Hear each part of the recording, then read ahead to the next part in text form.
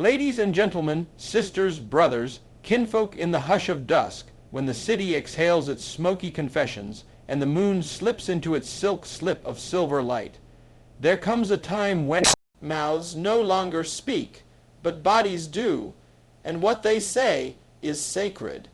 In alleyways humming with neon sweat, in brownstone bedrooms where the fan spins slow revolutions like old jazz records, in the sweltering corners of rooms too small to hold the fullness of our longing, there desire breathes, not the clean, ironed kind of love that fits neatly into a Hallmark card. No, this is the love that aches, the kind that doesn't ask permission, the kind that grows wild in the crack of the concrete. Two bodies meet, not as symbols, not as sermons, but as fact, as fire. As full they press, they whisper, they shout, not with tongues but with trembles, with fingertips that learn each other like scripture, like old poems scrawled in margins. This language they speak it without grammar, without punctuation, only rhythm. Desire as resistance and reclamation is a concept that pulses through the very bones of those whose identities have been shaped and constrained by systems of oppression. It is not merely the flicker of want or the brush of fingertips in the quiet, hidden hours. It is a declaration, an uprising. For those whose bodies have been policed, commodified, or erased, desire becomes a powerful form of dissent. It defies the narratives imposed upon them by society, narratives that dictate who is worthy of love, who is allowed to feel pleasure, who may be seen as beautiful, soft, or human. In the very act of desiring and being desired, the individual reclaims agency over a body that has too often been a battleground. When a person dares to feel longing, to hunger for another, to reach for intimacy, to demand recognition not only of their existence but of their sensuality, it disrupts the expectations that seek to flatten them. In communities where history has dictated survival over joy, desire becomes a return to the self, a reaffirmation of something innately human. This kind of desire is not passive, it is intentional. It speaks not only to a want for another, but to the deep craving to be whole, to be witnessed in the fullness of one's being. In a world that often seeks to fragment marginalized people, to separate the intellectual from the emotional, the spiritual from the physical, to love and to want unapologetically is to knit oneself back together. Desire does not live in isolation. It echoes. It pulls history into the present. For those descended from stolen people, from lives uprooted and bodies auctioned, desire is no longer a silent subject. It is voice. It is volume. It is the retelling of a story on their own terms. Where once their ancestors were denied the right to choose a partner, to marry for love, to hold each other in public, to whisper tender things without fear of punishment or violence. Now that descendants carry forward the quiet revolution of reaching for each other in the open, of loving without shame. Desire, in this way, is not simply a private act. It is political. To desire is to challenge the way the world sees you. When black and brown bodies are hypersexualized by the media, fetishized by strangers, or rendered invisible in dominant narratives of beauty, choosing desire on one's own terms is resistance. It is refusing to perform. It is refusing to shrink or to disappear. It is looking into the eyes of another and saying, I see you. I want you. I choose this moment, and I do so for myself. That kind of choice, made in the heat of the night, beneath streetlights or between sheets, is not shameful. It is sacred because in that act the power shifts, the gaze is returned, control is reclaimed, and yet this resistance is quiet, often invisible to the systems it defies. It does not wear armor or wave flags. It breathes, it pulses. It sweats. It exists in sighs and stares, in outstretched arms, in rooms where no one is watching. And that invisibility is part of its strength. In a world obsessed with visibility as a marker of power, there is something radical about claiming the private sphere as a space of liberation. About saying, I do not need your permission to feel pleasure. I do not need your validation to know I am worthy of this kind of love. Desire also complicates the narrative of suffering. So often, marginalized people are only allowed to be portrayed in pain, in struggle, in resistance as sacrifice. But what of joy? What of ecstasy? What of the fullness of being alive? To center desire is to refuse to be defined by oppression alone. It is to insist that one's life can contain multitudes, that grief can coexist with passion, that resilience can wear the face of longing, that healing can begin with a kiss. This is not about escaping reality, but expanding it, stretching it wide enough to hold the entire truth of who someone is. There is also something deeply intergenerational about this act. When two people meet in desire, they carry with them the echoes of those who came before. Ancestors who were denied this freedom, relatives who whispered their love in shadows, friends who never got to love out loud. Each moment of intimacy, each choice to say yes, becomes a tribute to those silenced. It is an offering, a way of saying, you could not, but I can, and I will, not because the world gave me permission, but because I took it. Desire as resistance is also communal. It's found in the way people affirm each other's beauty, in the way chosen families gather around kitchen tables and celebrate love in all its forms. It's not always romantic. Sometimes it's the desire for connection, for safety, for being known. It's the look exchanged between two people across a crowded room, the text message that says, get home safe, the lingering hug that says, you matter. These are acts of care rooted in desire, the desire for each other's thriving, and each of these gestures chips away at a system built to isolate and alienate. In this way, desire is not separate from liberation. It is central to it. It imagines new futures where love is not rationed, where touch is not criminalized, where the body is not a source of shame but of joy. It rewrites what is possible. It invites people to step out of roles and into realness, into sweat and breath and honesty, into a kind of intimacy that does not flatten but deepens, that does not erase complexity but embraces it. Desire in this light becomes prophetic. It does not simply react to the present. It points to something better, something freer. In spaces where language has failed or been used to wound, the body speaks.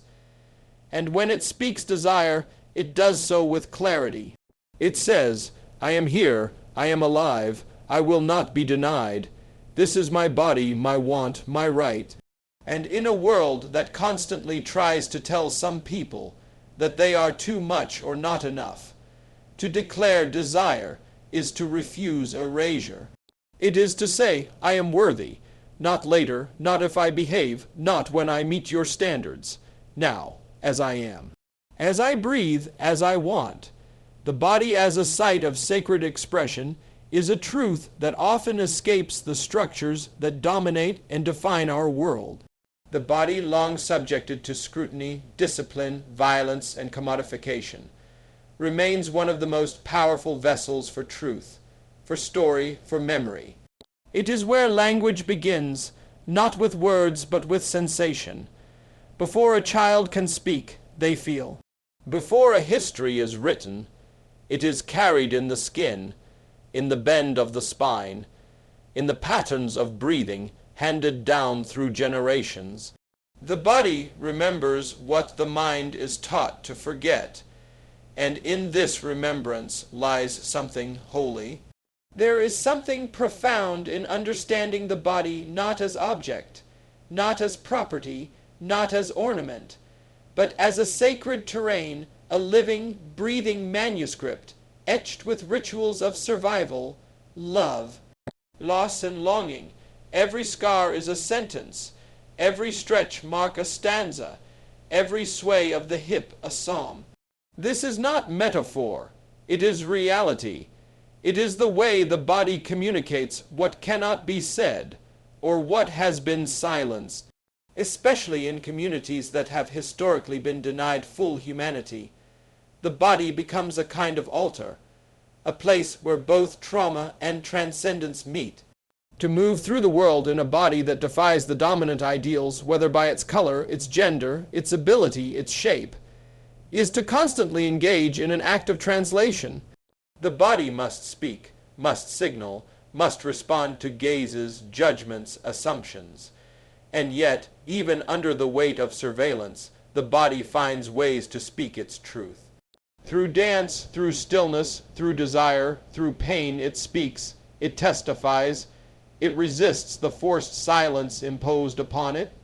In moments when language falters, when no phrase can encapsulate the depth of emotion or experience, the body steps forward and declares itself. When two bodies come together, not just in intimacy, but in recognition, they begin to converse in this sacred tongue. The arch of a back, the closing of eyes, the way hands tremble or hold firm, these are all verses in a poem that doesn't need punctuation. In this communion, there is no pretense. There is only revelation. And revelation is always sacred. There are places in the body untouched by words, places where only touch, only closeness can reach. When we speak of sacred expression, we are not speaking of purity in the traditional, often weaponized sense, but of honesty. Raw, unfiltered honesty, a kind of nakedness that has nothing to do with clothing, and everything to do with vulnerability. This sacredness is especially pronounced when considering the black body, or any body marked by history as a site of labor, of violence, of control. To reclaim it, to allow it to move freely, to experience pleasure, to be adorned, to be still, is a radical act.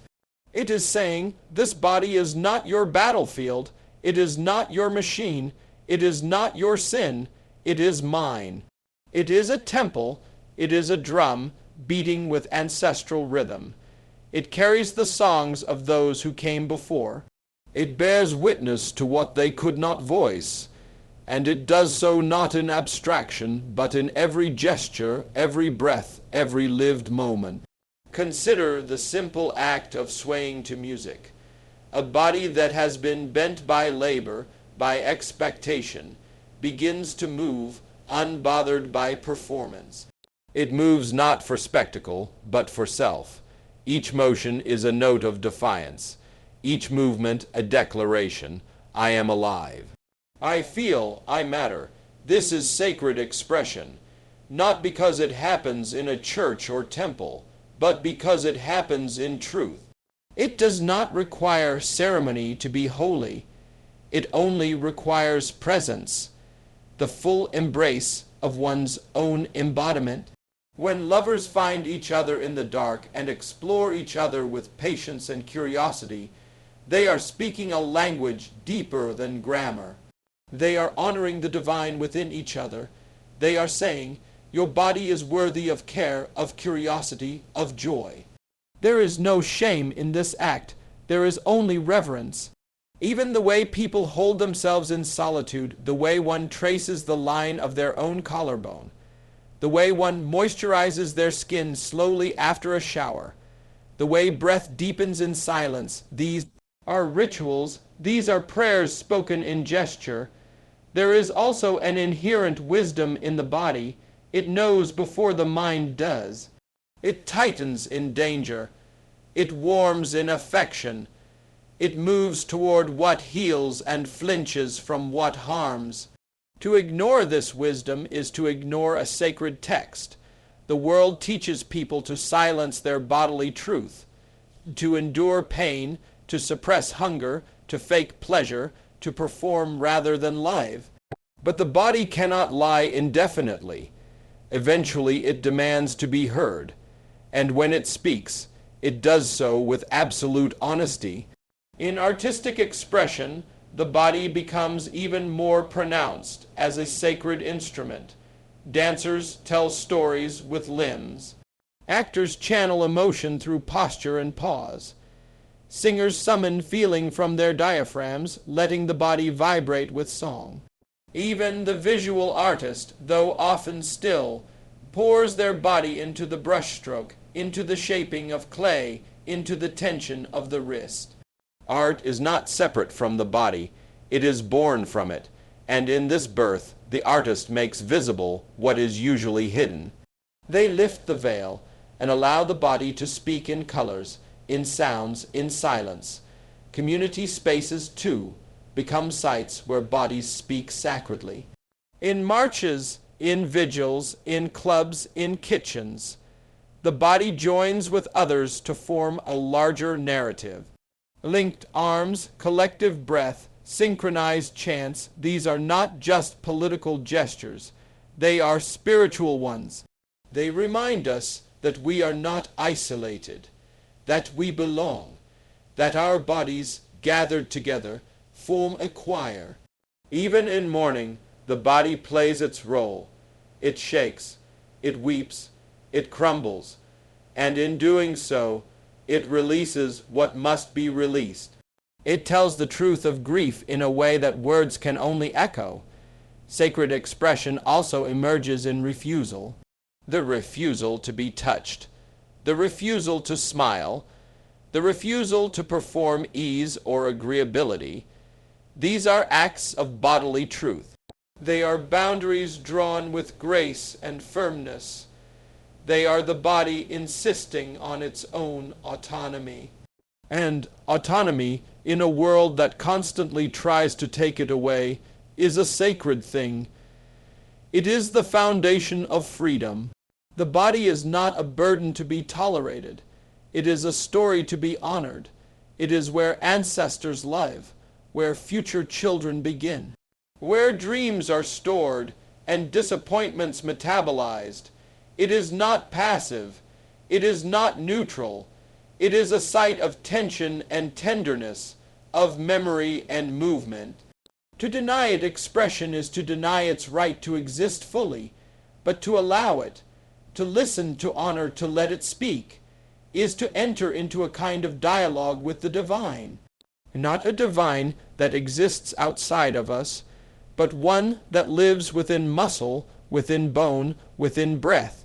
And so, as the night folds itself around the city like a thick velvet curtain, we return to the stillness where everything speaks, louder than sound, deeper than language, older than history.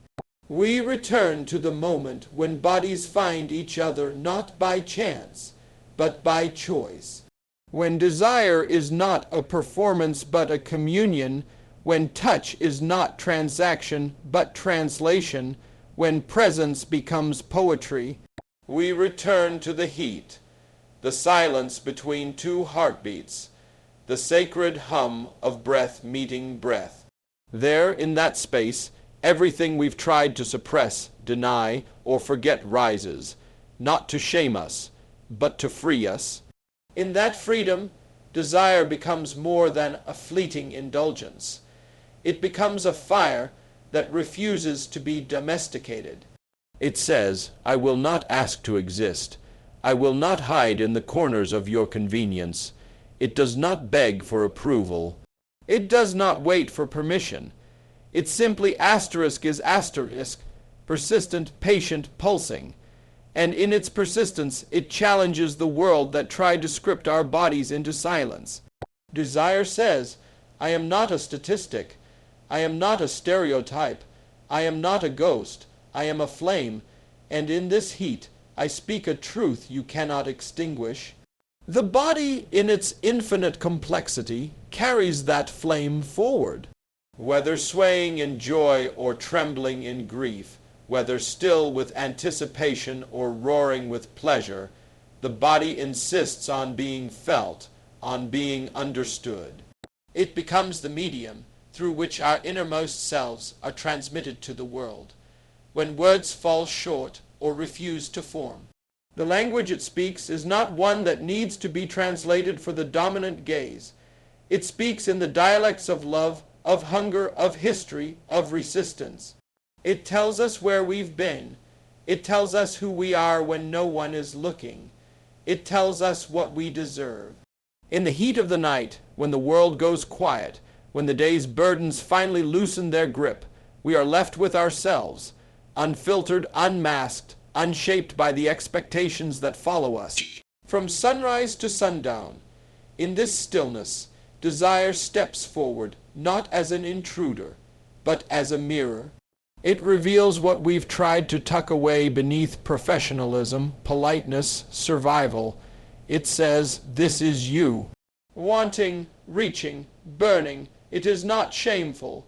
It is not embarrassing. It is the most honest form of existence. To want is to affirm life. To reach is to declare hope. But we must also name what makes this truth dangerous in a world so invested in control. Desire, especially when expressed by bodies that have been historically colonized, criminalized, and cataloged, is threatening. Because it cannot be owned, because it creates connection outside the bounds of systems, because it teaches us to listen to ourselves, to prioritize pleasure, to center our needs. That kind of knowledge is subversive. That kind of intimacy disrupts the order. So we're told not to trust our desires. We're told to fear them, to cage them, to rationalize them into extinction. But what if we did the opposite? What if we trusted what our bodies already know? What if we let the ache be holy? What if we let the heat be healing? What if we said, yes, this body is mine, this longing is mine, and no one else gets to dictate what I do with either? What if we honored desire not as weakness, but as wisdom, not as indulgence, but as instruction? It teaches us what matters. It points to what we're missing. It shows us what we love, even when our mouths are too afraid to say it out loud. Desire, when honored, becomes a guide, a compass toward liberation, a map to self, and there is no revolution more complete than a person at home in their body, no protest more profound than a kiss between those the world told to remain hidden, no sermon more sacred than the sound of a lover whispering yes into your skin. These are not small things. These are not fleeting or forgettable.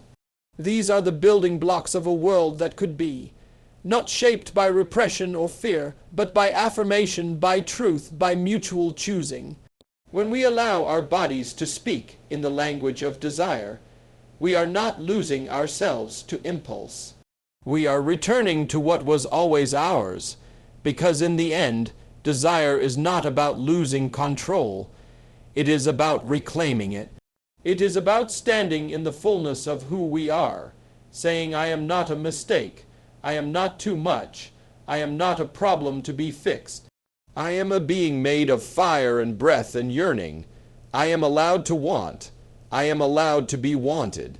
I am allowed to be seen, and that seeing, that recognition between two people under the spell of moonlight or music or memory, is as sacred as any ritual.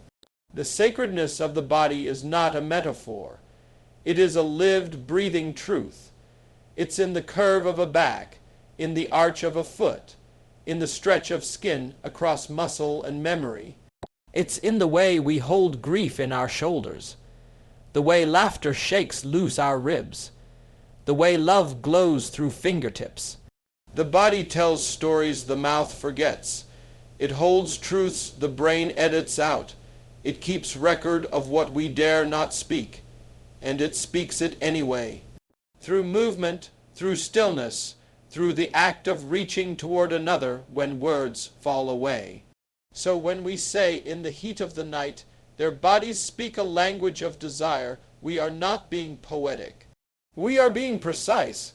We are naming the exact moment when resistance becomes embodied, when expression becomes sacred, when two people become both scripture and psalm, not because anyone gave them permission, but because they no longer needed it. In that moment, history bends, systems crack, time slows, and for just a while, all the lies we've been told about who we are and what we deserve fade into the background. The bodies know better. They always have. They do not need approval to speak. They need only silence, softness, and space. In that space they remember, they reach, they reclaim, they resist, and they rise.